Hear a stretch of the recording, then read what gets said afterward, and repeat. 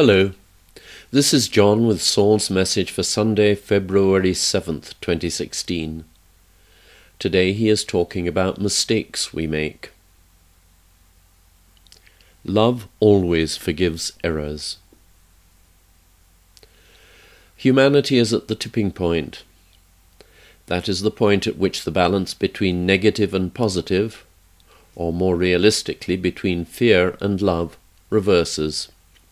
For eons, humanity has lived in fear, which is effectively a screen of egoic self-fascination that blocks the light of love. Love is the infinite energy field of creation in which everything ever created or to be created has its eternal existence. There is nowhere else. Fear is just a veil that you have hung between you and that infinite light, placing yourselves in shadow.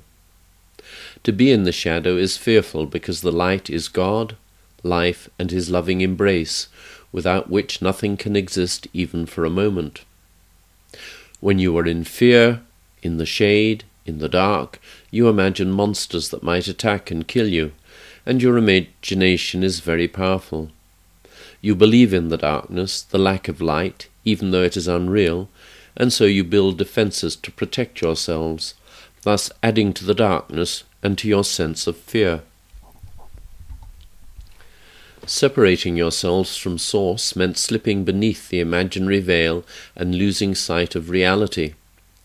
Since that moment you have been trying to find your way back, but you felt guilty for separating from Source and feared that you would not be permitted to return.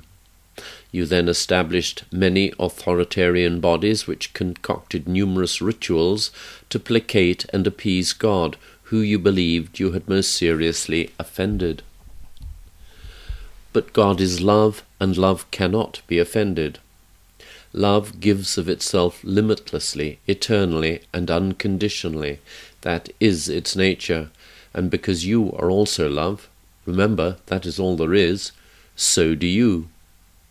However, the veil has hidden the truth, the light, the love that is God, from you, and because you yourselves cause the apparent separation from your source, you are filled with guilt and fear. God knew that would happen when you chose to experience separation from him, and so instantly he provided the way home. The way home is your unbreakable connection to God through the Holy Spirit. The Holy Spirit is the quiet inner voice, the intuitive sense that makes wise counseling suggestions to you when you are quiet and open to them. Suggestions about how to deal with issues that concern you or loved ones, or even how to respond appropriately to someone during a conversation. The Holy Spirit is always with you, ready to offer guidance. However, you often disregard or dismiss the suggestions you receive from him because they do not align with those that your egos offer, which often appear more attractive in the moment because it seems that they will bring you personal benefits. For instance, the satisfaction derived from making someone wrong or winning an argument. But later you may regret making that choice when you find it has caused damage to a relationship. The Holy Spirit always counsels you to love, to accept, and to forgive others, whatever the situation, because all are one, and what you do to others you are doing to yourselves. If you feel loved, accepted, and forgiven, it makes you happy. God's will for you is eternal happiness, and the Holy Spirit is your personal communication with him.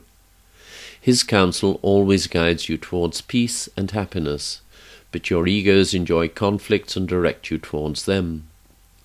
If you follow the Holy Spirit's guidance, it will bring you peace and contentment. If you follow the ego's guidance, stress, fear, and disappointment arise. Frequently you follow the ego's guidance because you feel less than adequate, of little significance, or fearful, feelings the ego heartily encourages, and you think that standing up for yourselves, by attacking others or by defending yourselves against them, is something your honor demands. Truly, another's opinion of you is meaningless. What matters are your own honest opinions of yourselves, in which you admit to your faults and errors as well as to your kindness and generosity. Then, having looked at yourselves fairly and honestly, completely forgive yourselves for any thoughts, words, or actions that you have taken that you judge to have been unloving. As a human, it is impossible for you not to make mistakes. It is through the mistakes that you make that you learn and grow spiritually. Most human cultures frequently make children wrong instead of lovingly showing them that they have made mistakes and then showing them how to correct them. As a result, you grow up in fear of making mistakes, but you nevertheless continue to make them and then attempt to disown them or blame them on others. You see small children doing this frequently. This is very stressful. Now, as adults, you are in a position to reflect on your lives so far, and in doing so you can see that yes, you were unfairly treated, but so was everyone else, especially including your parents and elders and betters. Realizing that, you can see the inevitability of a person's need to blame and shame others in order to distract him from awareness of his own shameful mistakes by disowning them or projecting them onto others.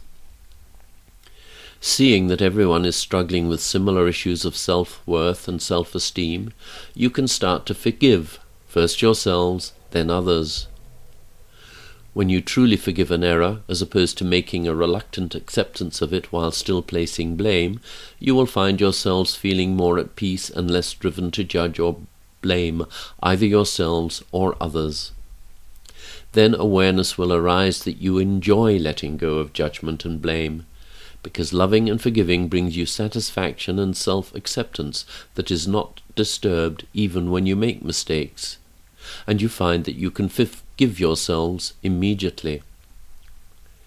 It is amazingly freeing to admit to yourselves that you have made mistakes, because denying or justifying them takes enormous amounts of your energy, leaving you drained, depressed, and experiencing a powerful lack of self-worth. There is also great fear that your mistakes will be discovered. It probably happened frequently during your childhood, and you will be shamed. Any attempt to shame someone, even if satisfying in the moment, will return to haunt you either when you yourselves are shamed or through guilt when you realize, as eventually you will, how unloving it is. If someone errs and it really matters to you, then gently and quietly draw it to his attention, and if possible, offer to assist him in correcting it. That is loving behavior that can turn enemies into friends, and it will bring you a well-earned awareness of your own good and loving nature. Awareness of your own natural goodness provides you with fresh energy and the motivation to continue operating from your divine center where goodness resides. You each have the power to change the world by changing yourselves, and many are now doing this by making the daily intent to be only loving. Sometimes they fail, but quickly they realize and renew their intent as they forgive themselves for any momentary failures. The main lessons that are presented to you throughout your earthly lives are that mistakes are made and need to be forgiven. If you choose not to forgive, you will become eaten up with resentment and bitterness.